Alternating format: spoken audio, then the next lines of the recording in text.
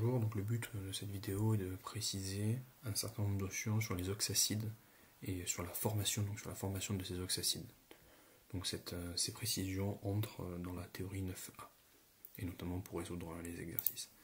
Alors tout d'abord, on va commencer par une définition un peu plus rigoureuse que celle qu'on peut exiger dans la théorie 9a, mais c'est juste pour prendre un peu de recul. Donc un oxacide, c'est un composé qui contient forcément de l'oxygène, au moins un autre élément. Donc on a vu dans la théorie 9a qu'il y avait donc soit un non-métal, soit un élément de transition dont la valence est supérieure à 4, et au moins un hydrogène lié à l'oxygène. Et comme c'est un acide, il va y avoir perte d'au minimum un proton. Donc ça c'est pour poser le cadre le plus rigoureux qui soit. Donc ça vient de la définition de l'Union internationale de la chimie pure et appliquée. Donc à présent, on va considérer des oxacides où chaque hydrogène sera lié à un oxygène. Ça c'est très très important. Donc nous on va se placer dans ce cadre-là.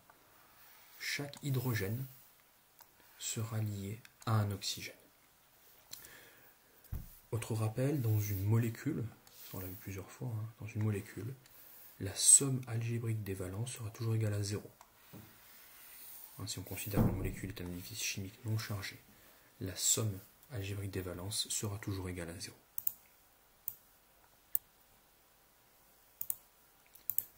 Alors, continuons. Donc la valence de l'oxygène sera égale à moins 2, la valence de l'hydrogène sera égale à plus 1. Donc oxygène sera égal à moins 2, et pour l'hydrogène, ça sera égal à plus 1.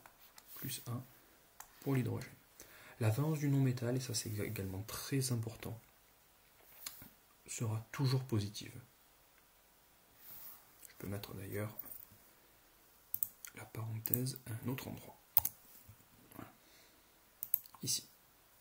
Donc sera toujours positive. Poursuivons. Alors, on va poursuivre par un rappel sur le chapitre 4.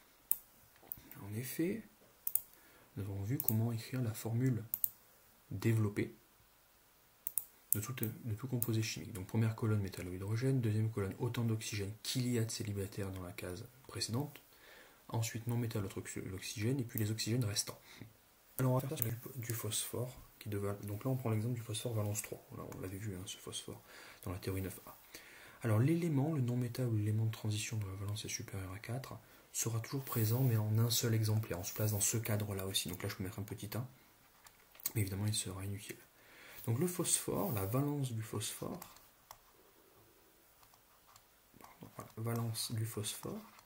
sera égale à plus 3, on dit que la valence de l'élément, plus 3. Donc on doit avoir la somme des valences donc, de tous les oxygènes plus de tous les hydrogènes, qui doit être égale à moins 3 forcément. Chaque valence d'oxygène c'est moins 2, val de O est égal à moins 2, et la valence de H est égale à plus 1. Alors après, le plus simple est d'essayer de se rapprocher de la solution par tâtonnements successifs. Si nous prenons un seul oxygène, un seul hydrogène, donc ça fait moins 2 plus 1, ça fait moins 1, on n'arrive pas à moins 3, donc ça ne va pas. On a dit que tous les hydrogènes devaient être liés à des oxygènes. Donc on ne peut pas avoir une molécule où il y a plus d'hydrogène que d'oxygène. En tout cas, pas pour débuter notre étude. Si maintenant nous prenons 2 oxygènes, 2 fois moins 2 ça fait moins 4, et moins 4 plus 1, ça peut faire moins 3. Donc ça nous fait du HPO2. Alors si nous essayons ça, HPO2, mathématiquement, on va le noter ici, mathématiquement ça va marcher, donc avec HPO2, 2 fois moins 2 ça fait moins 4 plus 1 ça fait moins 3, le phosphore est plus 3, et nous allons voir si ça fait bien un oxacide. Il faut le tester ici. Alors on prend un hydrogène, autant d'oxygène on en prend un seul, le non-métal on dit qu'on en prenait un, et puis les oxygènes restants, c'est-à-dire 2.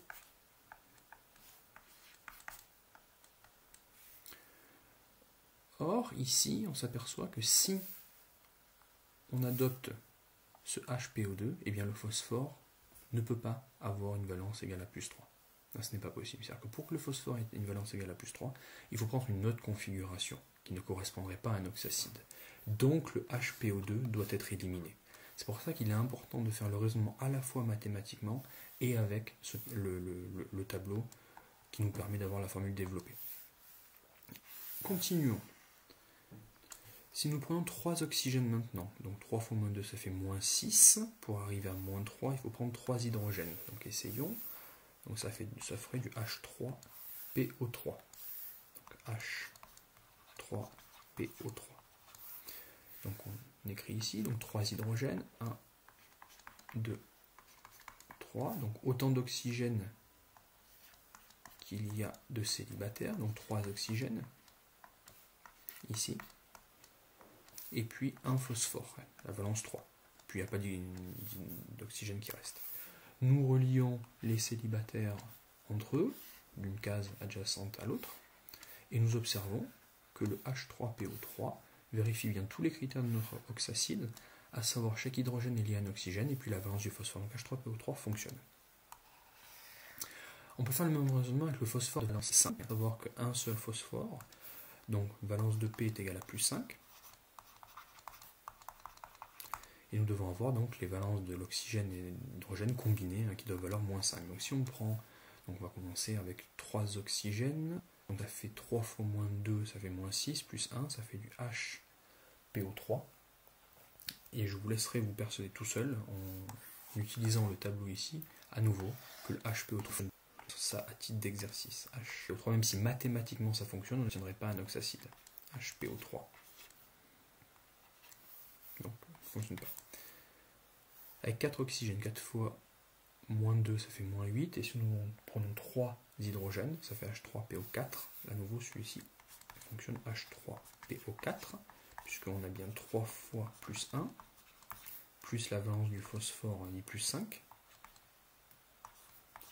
plus 4 fois moins 2. Et donc là, ça nous fait bien la somme 0. Donc si nous essayons de l'écrire pour voir si ça respecte bien notre déficit, à savoir 3 hydrogènes dans la première case, on imagine qu'il y a les cases, 2, 3, colonne. Autant d'oxygène qu'il y a de célibataires, donc on a 3 célibataires, ce qui signifie qu'on prend 3 oxygènes. Non métal autre que l'oxygène, c'est la colonne suivante, on a un phosphore de valence 3.